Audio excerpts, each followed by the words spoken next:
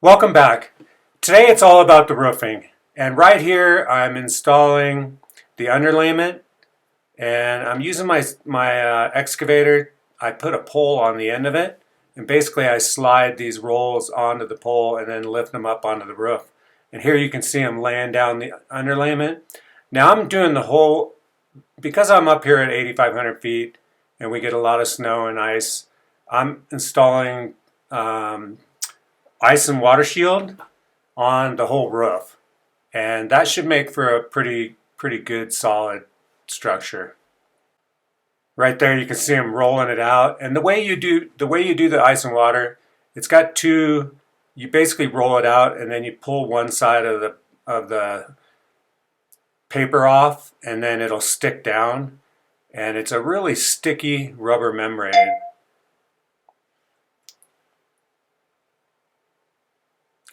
There you can see I'm still lifting up some more. I think that was the last roll actually. Yeah. So they've got all the rolls up on the roof right now. And yeah, first step is the ice and water shield. Right here, we've got the whole ice and water shield all done. And now we're wrapping the fascia board with metal. And basically this is right there, he's got a little corner bend right there. And basically how this mounts on there is we shoot a galvanized nail up in the 1-inch section of the top of the fascia board, and it'll get covered up by our flashing. And right there you can see he's using a clamp to hold it on there. And he just works his way down the line. So the first step was the ice and water shield, and the second step was to wrap this fascia. Kind of gives it a clean look, and I'm hoping not to have to paint it for a long time. It's supposed to be, this metal is supposed to have a 30-year warranty as far as the paint and stuff. I don't know if that's true, but we'll find out, I guess. Now the guy on the roof does have a harness on, and it's attached to the front of the building in between the garage doors. Right here you can see him going down the back of the building, and I just keep handing him pieces. The back of the building is about 14 feet tall, and the front of the building is about 18 or 19 feet tall.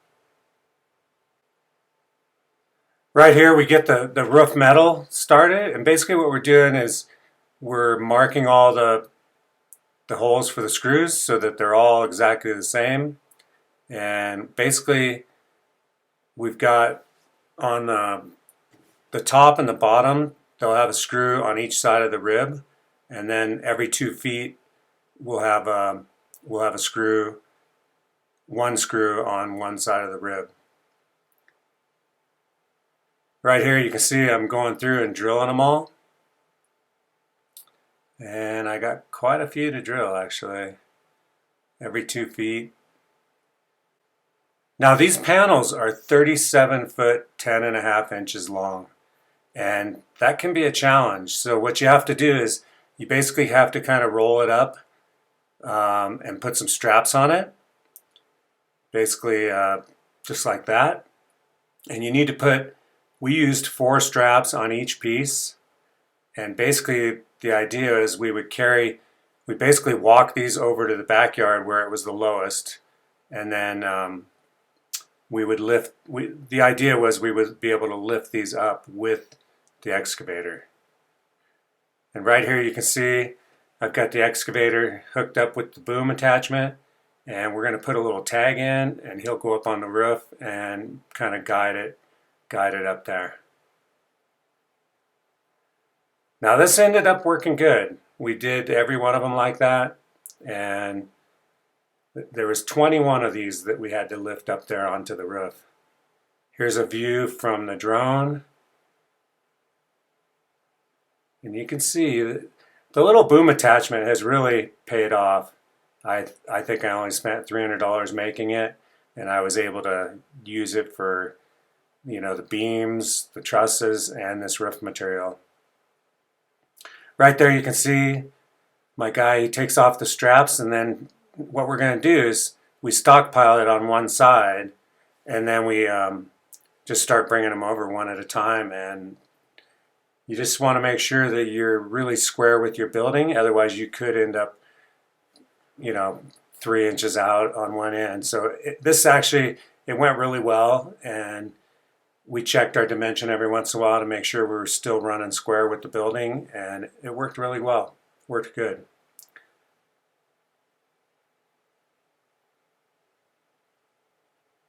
Right there you can see I was measuring each side.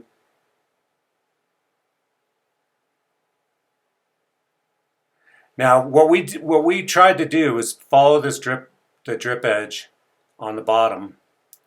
That was what we kind of kept an eye on.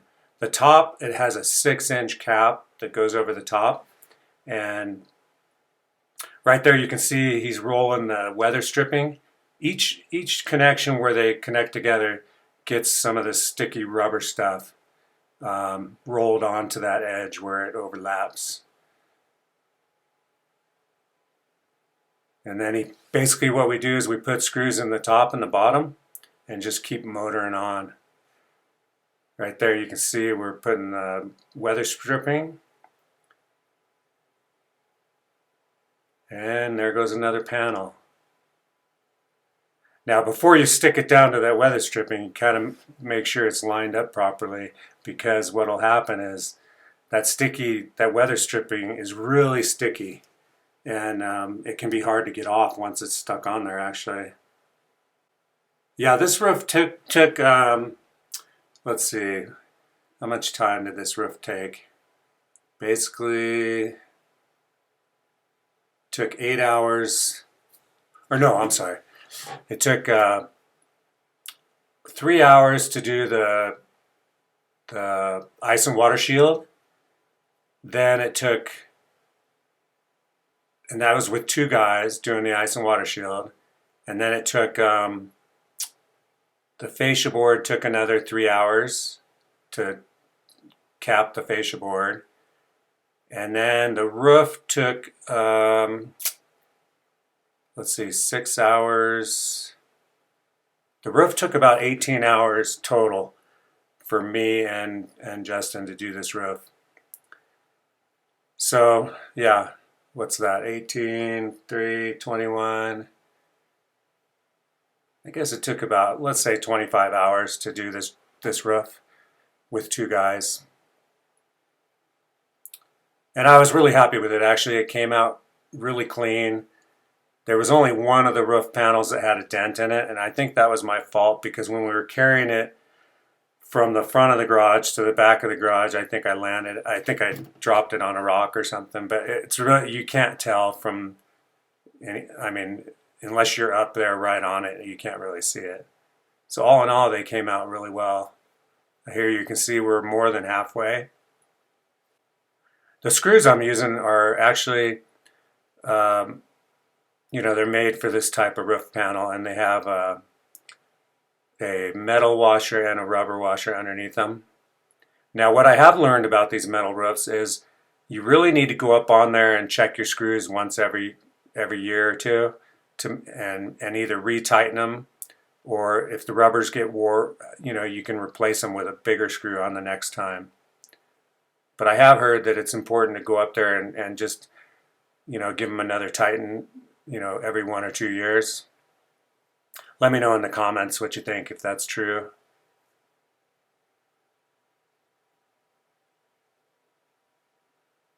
Now this one is funny.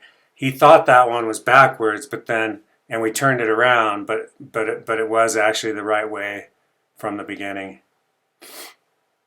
So we kind of spun that around twice, which is kind of funny. Now we're using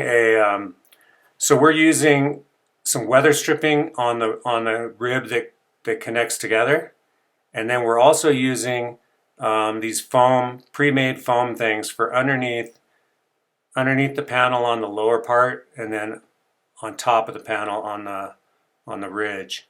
And what that does is it keeps bugs and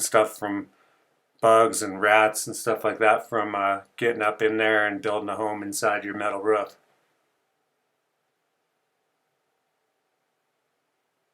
Here you can see we're getting closer and closer to the end. The last piece we're going to have to cut, which takes a little time. I did have an air nibbler for cutting the metal, which we ended up using, but those air nibblers, they actually take a lot of air. So it took a little time to let the compressor keep building up and building up to cut that metal. But it did cut really good, and that last piece was perfect. There you can see it rolling out some more of the adhesive tape. That stuff was really sticky. Right here, we're almost to the end.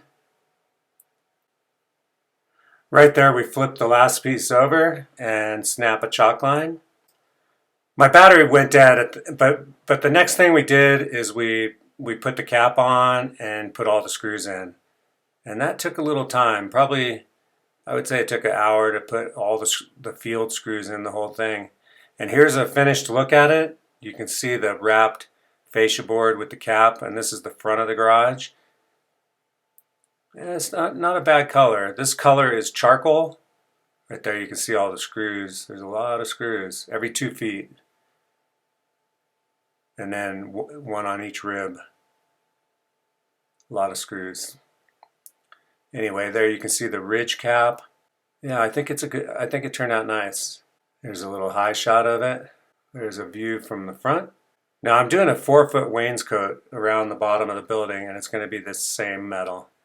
Same color metal. Here's a shot from the back. Anyway, thank you very much for watching this video, and please subscribe, like it, ring the bell, and I will see you next time. Later.